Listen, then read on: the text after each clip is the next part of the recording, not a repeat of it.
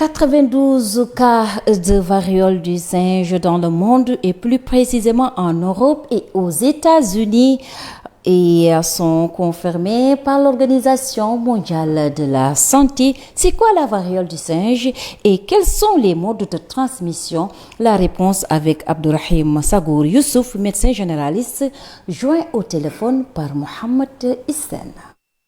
La variole du singe, ou qui est également appelée orthopoxvirose simienne, c'est une zoonose virale, c'est-à-dire un virus qui est transmis à l'être humain par les animaux. Il faut savoir que la maladie a été détectée pour la première fois sur l'homme en 1970 en République démocratique du Congo, RDC, et il existe notamment deux versions différentes du virus. La première version, celle qui a été détectée au bassin du Congo, et une deuxième version qui a été détectée en Afrique de l'Ouest. Mais c'est toujours la première version, celle du bassin du Congo, qui est la plus virulente. L'infection se fait de l'animal vers l'homme tout d'abord, qui résulte d'un contact direct avec du sang ou bien du liquide biologique ou encore des lésions cutanées ou de ces animaux porteurs de la maladie. L'OMS a également indiqué que comme espèces à risque, les singes, les rats et les écureuils sont également les espèces les plus. La consommation également de viande infectée par le virus peut également être à risque. Et enfin, il y a la deuxième contamination qui se fait d'homme à homme,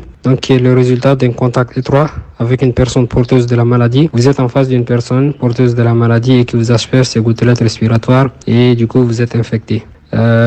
Depuis un certain temps, la variole du singe a eu plusieurs cas dans les pays occidentaux et l'OMS n'a pas encore déclaré l'état d'urgence et nous espérons dans les plus brefs délais que l'OMS pourra endiguer cette endémie. Allons maintenant au ministère de la Santé et de l'Action sociale pour s'acquérir de l'état d'avancement.